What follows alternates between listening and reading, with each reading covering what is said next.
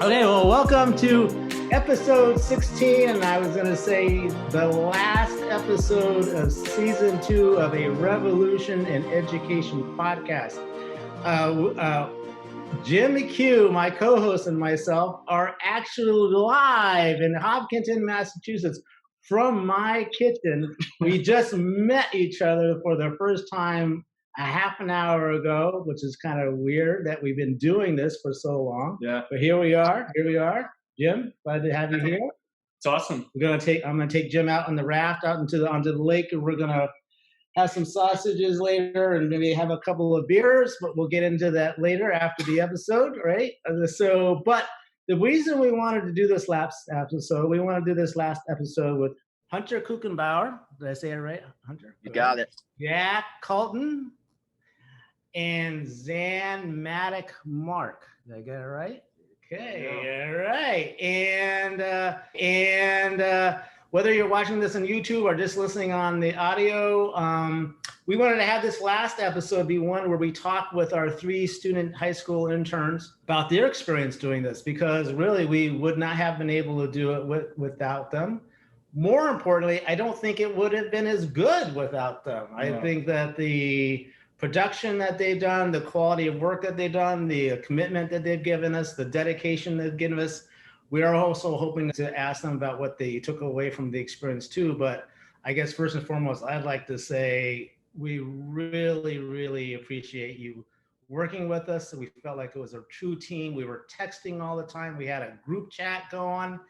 And Jack would be up late at night. We were saying, when are these guys working? And they were like, we work at 2:30 at night, And I'm like, oh my gosh, which is fantastic.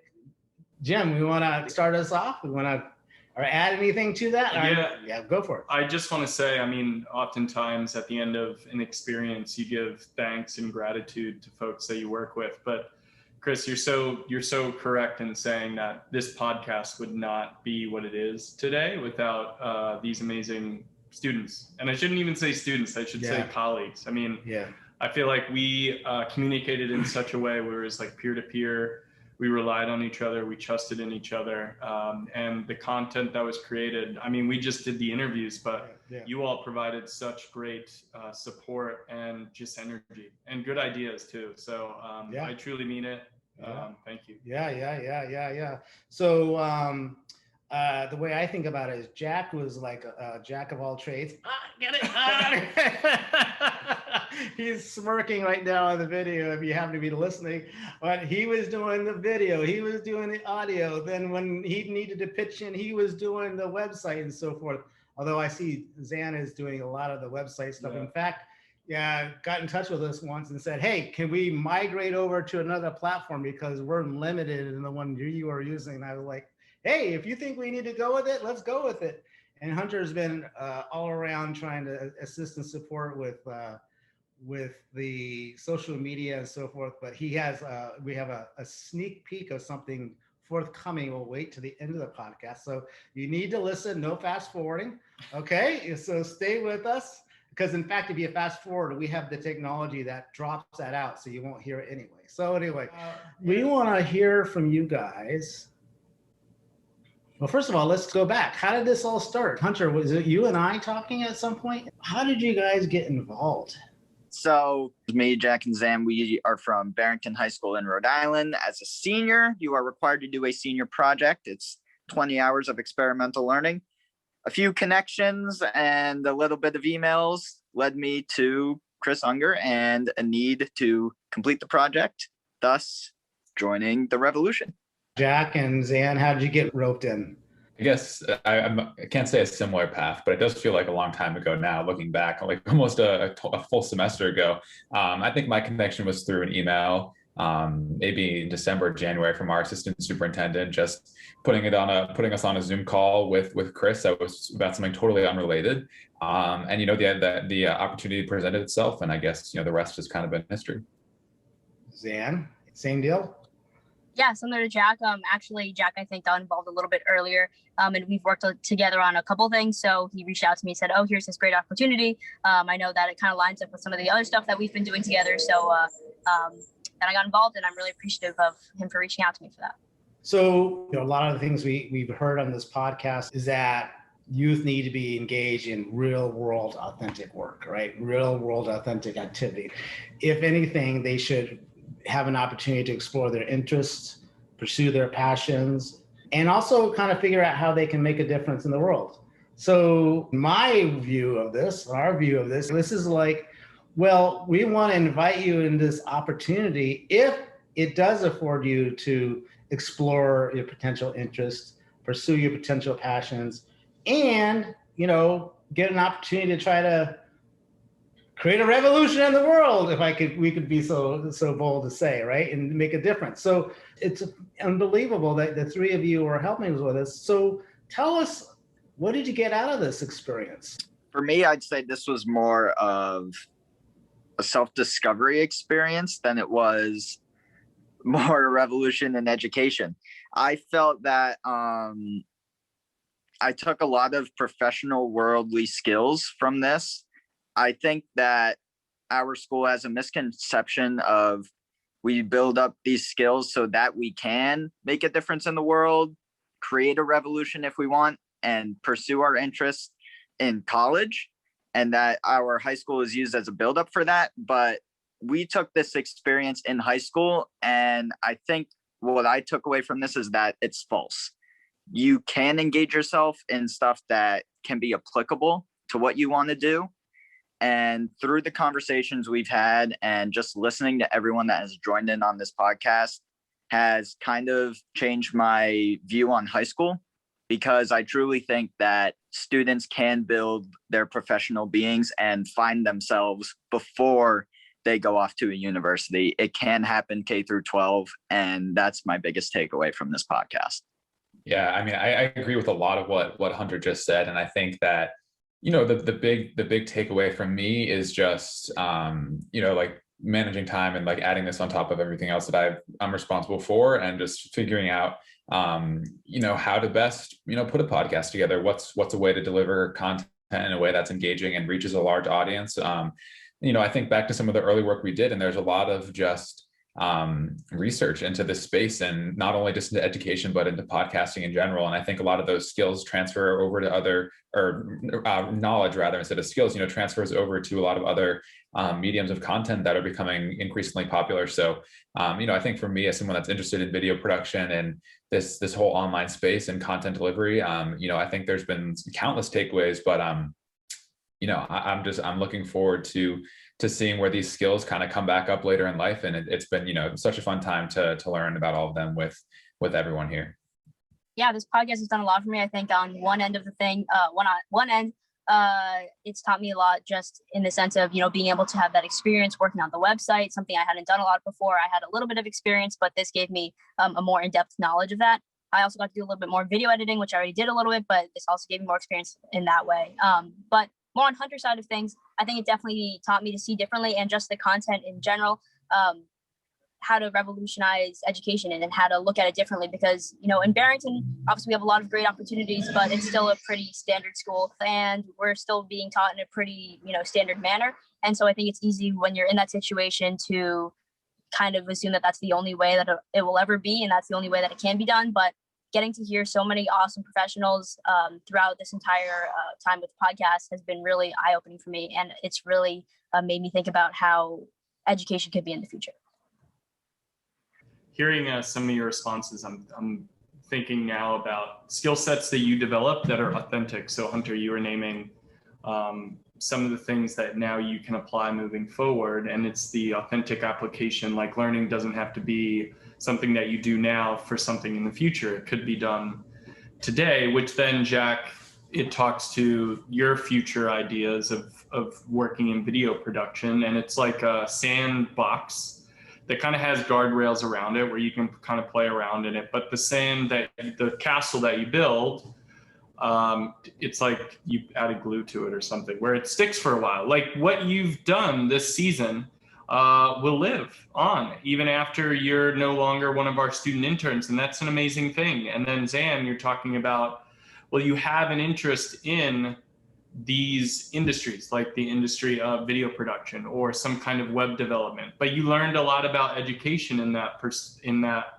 way as well. So you were almost like going down two streets at the same time. So I really liked hearing all of your reflections there. What do you think, you could have learned all this stuff sitting in the classroom. In fact, you could have read it. Yeah. So Hunter is shaking his head for those who are on the podcast. But I mean, like Sunday night, we'd be like, we're going live tomorrow. Are we ready with the audio? Do we have the video clips? Let's get the social media thing going. So what way do you see that as being impactful in terms of the experience itself and the learning that you had? Well, let me start with, I was shaking my head no, because I don't think I could have learned something like this in the classroom. And I think that's why it is impactful, because what we did was we showcased schools and people who have taught that exact impactful way of engaging students in real work, applying real work to their lives, and doing it at a young age. We talked to everyone who does that and does that for a living and actually inspires youth. Like, we made sure to talk to those people and put them on the platform. So in that sense, that's how we made an impact. But for me, it's like, I don't think I could have learned that in school. And I feel like a lot of kids, even in this nation and maybe around the world, would feel the same. If they were to engage in this podcast, they would probably feel the same. But in terms of impact, I'll give you another thing I learned. When we were first starting the buildup of the Twitter, I feel like when you watch Shark Tank, you see a lot of businesses build up a brand and try to sell that brand and showcase all of their accolades. But I realized you can't do that in education. Like, education isn't a brand, and everyone we brought on, their schools and the work they're doing, it's not a brand that they're trying to sell to someone so that they can join the revolution. It's truly systemic change. And I think that's why the work we've done has a much larger impact than we think, because the way we operated, it wasn't a business. Whether we were building up social medias or doing video clips and working on the website, it wasn't just work to produce an outcome. It was actually facilitating change that's meaningful. Yeah, I mean, totally agreed with what Hunter said. I think while some like more hard skills, sure, you can pick up in a classroom, you can call anything learning. You could say you're learning reading a textbook, but at the end of the day, these experiences really ingrain those practices, and it teaches you more about who you are as a learner and who you are as a coworker and someone that's working towards a bigger goal as a part of a team.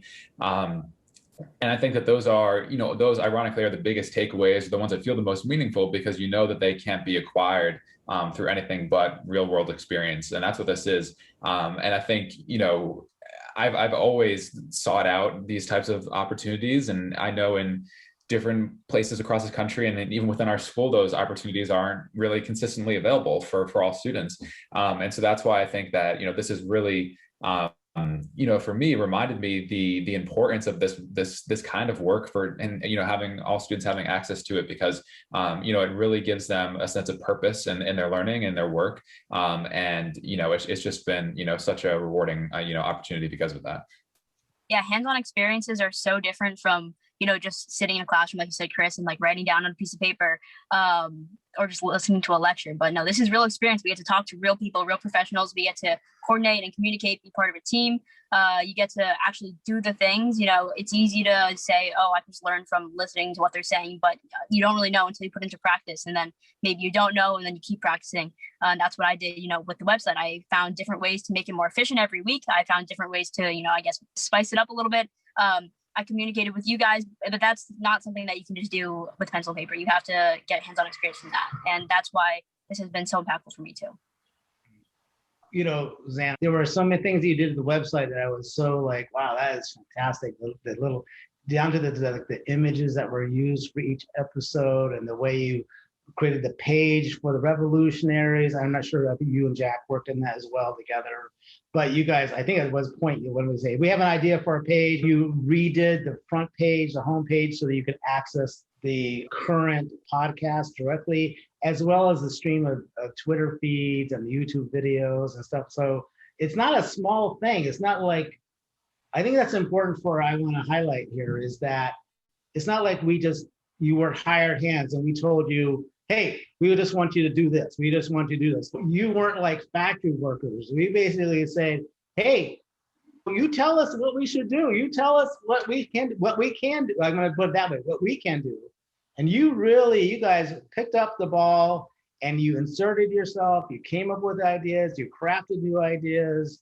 You reorganized it. Yeah. And I suppose maybe the pushing further on this is like, I guess we could have done that. We could have carved out the rubric to say like, you're building a website for us, do these steps. Because this is what we see in it. And I remember you and Zan and I, we had discussed some of your research that you had found about websites that really do a solid job in communicating their episodes and having a really nice dashboard of sorts to really get into the into the content. And so my wondering is like, if this was a part of all schools, would there be a gravitation for some kind of centralized, already mapped out sort of thing where this experience was truly like entrepreneurial for many of you? Would we try to standardize it, but maybe that's more of a rhetorical. Well, yeah, I don't think we would. But the thing I guess I want to just highlight is we're not hiring like to mop the floor every day and like to make a cup of coffee for the people coming. It was, okay, we're going to have a store, what should it look like? Yeah. So that I think is not a small thing, because I don't want people to say, yeah, we can get kids to do the work for us. But that's not what it is. Engage them in the actual work. They are part of the team. We are a team. I hope you guys felt that way. And we basically tried to put it back on, you tell us, this is our thing, which is kind of like, I'm trying to figure out what we're going to do now because, Hunter's going off to Syracuse to freeze his, off. And then Jack's staying behind. Zan is going off to Brandeis. Congratulations, Zan. But was there something important about that? I mean, did you feel like you were just being hired to do something, or did we do an okay job saying, hey, this is a team approach. This is what we're doing together? No, knowing that someone put their confidence and trust into us is unique, different, and something that is kind of rare to come across in education, but it can make a difference because I personally felt more motivated. You can go out and get the job and receive money for your services, but do you feel like empowered by whoever you're under? I don't know if that's necessarily true. And in that sense, I feel like we were different in terms of we had each other's back. And I think that's because you, Jim and Chris, gave us the reins. And I think that's something that's rare in education and there should be more of. Yeah, agreed. And I think the idea of, for me, I always think about, what does it look like for this kind of experience to scale to all students? Mm. Obviously, there aren't, however many, there aren't 1,000 Revolution Education podcasts for everyone at the high school to partake in. I think that's an interesting question to kind of answer is, how do we give students these opportunities in a high school that doesn't only have 100 students or 200 students? At Barrington, we have close to 1,200 kids, and they're all capable of doing this kind of work and finding passions and becoming involved.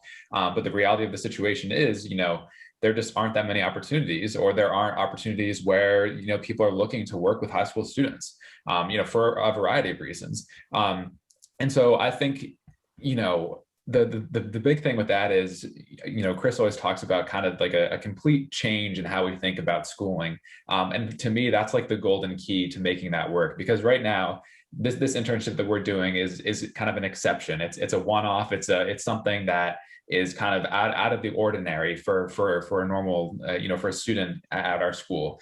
And it's an opportunity, like, Hunter put it perfectly. It's rare to have not only this experience, but this experience with that much creative control and, the ability to kind of shape it into what you see it being. And I think that's where you do need that bigger change in order to support this, where, you can have a project that spans different classes and, teachers are working together and collaborating on that. Because I think that's one of the big things when project-based learning was a big push in our school as kids said, hold on a second, we can't do 7 projects all at once. Like that's too much. But what you can do is demonstrate who you are as a learner overall and who you are as a person and, who you are as, someone that's going to be entering into a working society. And I think, Hunter's senior project is a great example of that. But, I think there's an opportunity for a senior project-like experience, more frequently with less, not as high stakes, of course, but, there's so many of those opportunities at high school, and just making those available more regularly, I think is, definitely a step in the right direction and something I'd love to see happen at Barrington. Yeah, I completely agree with Jack. And I kind of want to go back to what Hunter was saying. It's really empowering to be, given the range or to be trusted, to be a collaborator versus just a robot that is being told what to do. And I think that, going back to what Jack was saying, that's exactly what students need in schools.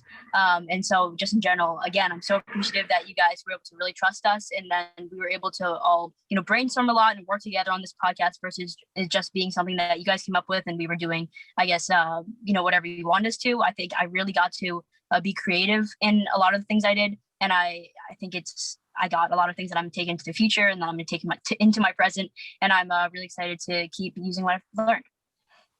I feel like, I don't know if you all have seen this movie. It came out in the early 2000s, but Catch Me If You Can, with Tom Hanks and Leonardo DiCaprio. If you haven't seen it, it's really good. But there's a scene where Leonardo DiCaprio, he's basically conning people to getting like really high paying jobs. So he becomes a doctor.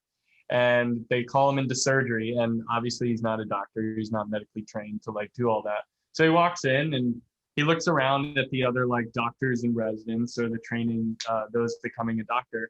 And he looks around and it's horrific. Like the scene is there's blood and guts and everywhere. And he just looks around and he goes, all right, well, it looks like all the doctors in training, they have it settled here. So go ahead, I trust in you guys. And literally, that's because you guys are amazing. I mean, he was doing it to con others. But I truly felt comfortable like passing things off to you and hearing from you all and just being like, okay, that's the way we're going to do it. Zan just said it. We're going to do it that way. Hunter had an idea. That seems like the pathway. So, well, I want to push a little bit on this because I think there's an important point to all this right here that you guys are talking about. These projects don't come around a lot, right? But in reality, I would put it this way. If you're looking to make a difference in the world, there's a lot of difference that need to be made. yeah. I point to, for those who don't know on the podcast, the Ashoka Fellows, the Ashoka Group. They are people making a difference. They're supported by the Ashoka Foundation, making a difference in the world. I know that one of our episodes talks about making a change, making a difference, design for change. We had 2 students on that podcast who in 5th grade and 8th grade found projects to do to make a difference in the world. And so there's this funny thing. It's like there's a lot that could be done, but as high school students, it feels like there's something to be said for a bridge. Some like, I don't want to call us mentors, but adults, I think, that kind of shepherd, support, encourage, nudge, I don't know, create the space. I don't know, can you guys, because you say there's 1,200 students in a high school. Well, there's at least 5,000 projects that could be done. You just are going to find the projects and just make them and do them. But that doesn't happen. And so what is the role of people like us, me, the old guy, the 61-year-old, and the young guy over here, I don't know, he's like still 21. Yeah, 21. Well, what's our role? If I never had a nudge from you or from anyone, I have no idea what I would have done for my senior project. I would have had a high school career that didn't have any experimental learning. And I feel like our listeners would be sad to hear that, honestly. So the absence of a mentor over the course of a key developmental pivotal 4 years in the student's life, the lack of that mentor is, I truly think it's now detrimental, because it would have been easy to give up on the podcast work without people in my corner. in our corner, in Jack's corner and Zan's corner. And you guys were in our corner. And I don't know how many kids can say for themselves that they have someone pushing them to be better every day. And I feel like this experience, for those who are listening, the fact that we engage in this experience shows, and what I've learned is that we need people to help us all the time in everything, and that it's okay to go at it alone sometimes, but you probably won't find success, or success will be a lot easier to come by with someone helping you, honestly. I would just build on what Hunter said there. I think having that support is so important, and that's what's made this so special. But I think to kind of go back a little bit to what Chris said is, what is the role of kind of that mentor position, or how are students supposed to be connected to these opportunities? Because we all found this through school, and I think that's one of the biggest things, is especially for larger high schools, is having a dedicated position to kind of connect students to these opportunities and really be invested in making those connections and finding meaningful opportunities for all students, I think is a great first step. And I think, a lot of like Chris said, there are opportunities out there, and if there aren't, students can create them, but they kind of aren't doing that for themselves. And I think that's really a mindset issue, at least in traditional communities like Barrington, where people feel that any academic transaction where you aren't getting a grade in return, or you aren't getting a credit, isn't learning. That doesn't count. That's something that's extra, or it's community service, or it's something that you really aren't gaining from. And I think shifting that not only in the mindset, but also how the school views it to a place where hey, it is okay, and it is it demonstrates maturity and responsibility and drive and passion to want to take say a class like an independent study, or take a period out of your traditional school day to work on something like this, and kind of start to break those barriers and make your education what you want it to be, because those opportunities are there. They just aren't what makes sense right now. And so having someone in every community, or just that general mindset shift, I think will slowly, lend to these changes becoming more and more widespread, and, ultimately giving more students these opportunities, which is, I think kind of the end goal. Yeah. Well, I know Zan has to leave shortly, so I'm going to have Zan, I want to ask you before you have to go, I'm going to pivot the question a little bit. You can answer that question, but I would also like you to answer this question. And Jim might have a follow-up, depending on if you have time. What did you learn about yourself? Did you learn anything about yourself through this process that you didn't know before? And maybe not, which is fine.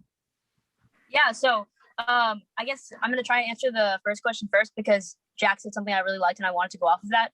Because going off of what he said, not only I agree it's completely the mindset, but also a standard school system doesn't exactly allow for kids to feel empowered and even able to kind of go outside of the normal standard thing, which is why a lot of kids don't take it upon themselves to go after these independent projects or internships.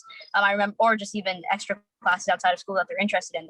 They feel like they're stuck to what they have to do, because I was thinking about back in sophomore year when I wanted to take AP Psych, because our school doesn't offer that, and I was going to do an independent, but it was money, and I would have to do it for hours after school, or instead of taking a study, I would have to do that class. And so it's like the school doesn't exactly support you doing those extra things that you're passionate about. And I think that it's the role of a mentor, and just in general adults and people who have power in the school systems or in education, to kind of act as people that both empower students to feel like they can and change that mindset that Jack was talking about, but also, I guess, make it possible and make it so that is natural and what's normal, and it's encouraged for students to do normally.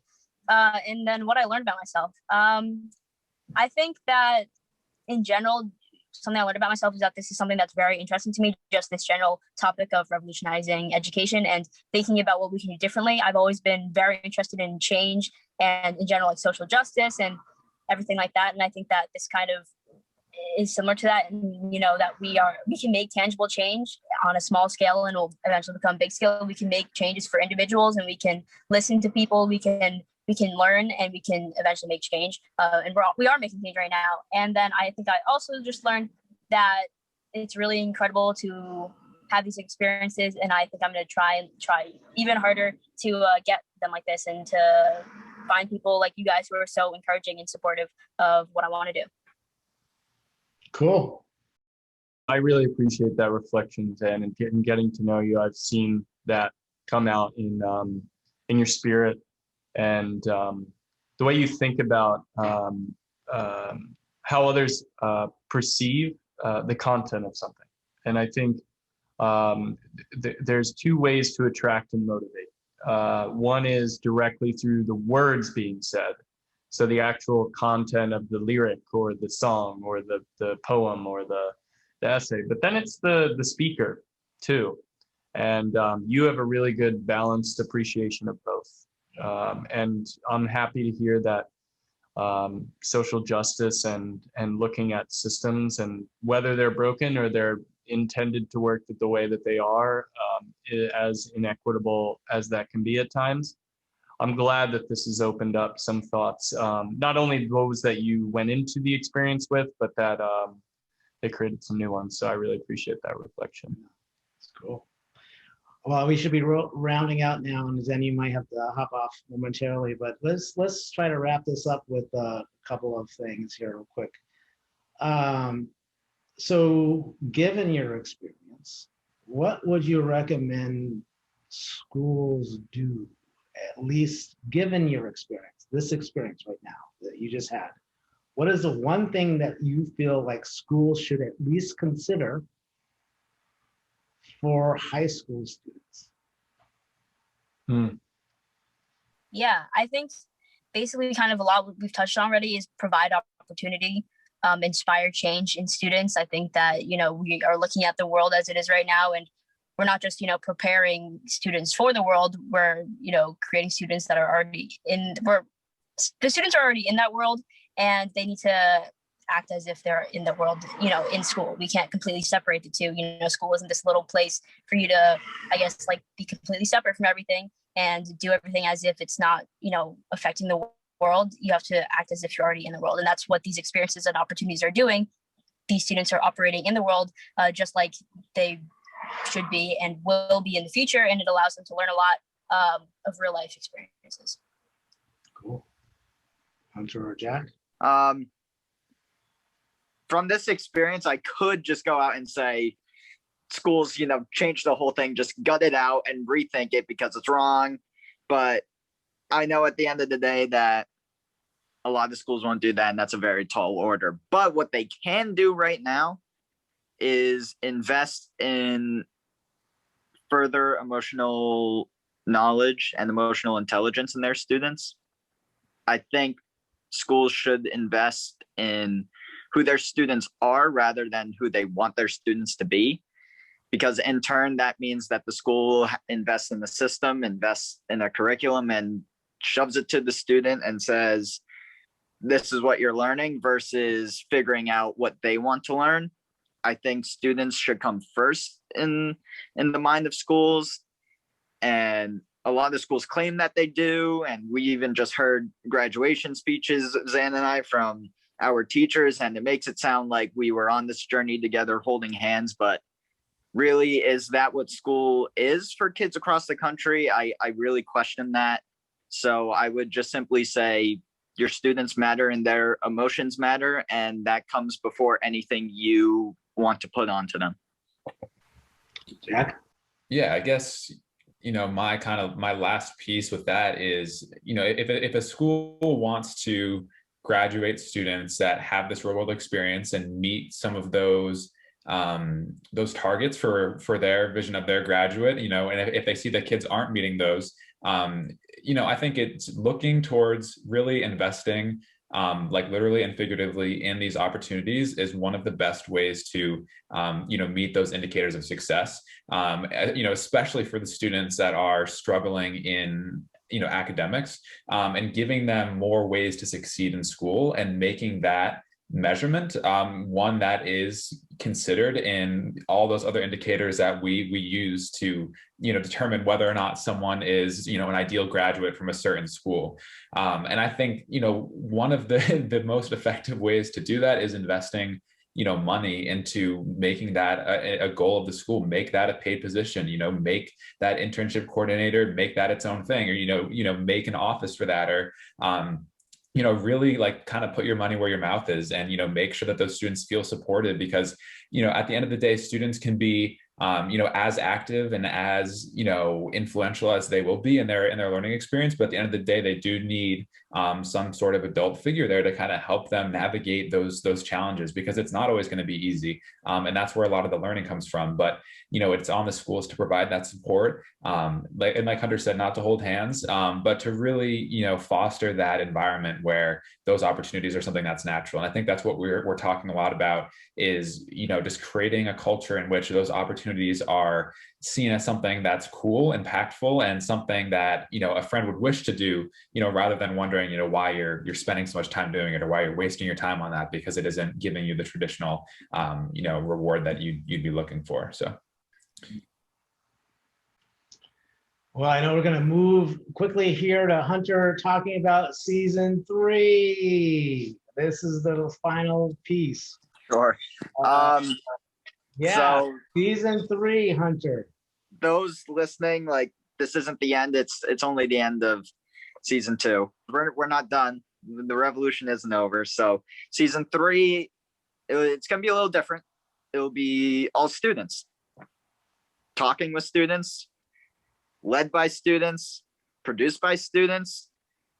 It's going to be something I think never before seen. I've never heard of just any students, kids in high school just completely overhauling and taking advantage of a full-fledged organization, because that's what we are now. So some of the revolutionaries that you've heard from some of these institutions, you've heard the administrator point of view and their goals. Now you get the student point of view. And this is truly the heart of the revolution. We're getting the student viewpoint on education out there. And from that, the listeners will be able to foster change. For example, One Stone, CAPS Network that we've already talked to, their student point of view, they'll be producing. Hopefully some of those kids will be getting onto it. And then I don't know if they want to be named, but we have Charlotte Lab School interns. They will also be featured. So even though it's still in the works, get ready for a whole new perspective, because this is going to be the one that is truly at the heart of education from the students. That's cool. Well, Jim, final words, thoughts? Man, Hunter summed it up beautifully. This is just a continuation of some great work that is being channeled just through this podcast. We're just we just have microphones. So very, very thankful, and looking forward to me listening to season 3. Yeah, for sure. Being in the audience. I'll grab my popcorn. Maybe too far up the road, but there will be actually a season 4 too, which we're going to be talking with people about how we could truly upend what actions individuals can take to pursue the revolution, but without getting ahead of ourselves. I would like to just add, I thought this conversation was really, really helpful for me, because it reminds me, it makes me think that, if anything, why can't we create a space for adults to get involved with youth and find projects that they have some shared interest around, create the team, create the project team, create the co-creation team? I think that's a really big thing that our friend Kath Braze talks about, is co-creating. Like, we didn't hire you to scrub the floors or do the dishes and all that stuff. We said, hey, we're trying to create a revolution in education. You wanna help? You wanna work with us on it? And they're like, yeah. And then we did it as a team, and you guys inserted yourself, your creativity, your imagination, your dedication, your commitment, which we can go on and on. We're extremely thankful for. But what I'm thinking is that we need to give some more thought to how we can support other schools and school systems to even begin to think about, can you create opportunities for youth to connect with local mentors? Because we aren't teachers. I mean, I think we do teach in some ways, but we're not hired teachers. we're just out in the world and we're like, hey, we'd like to work with some youth on some cool things.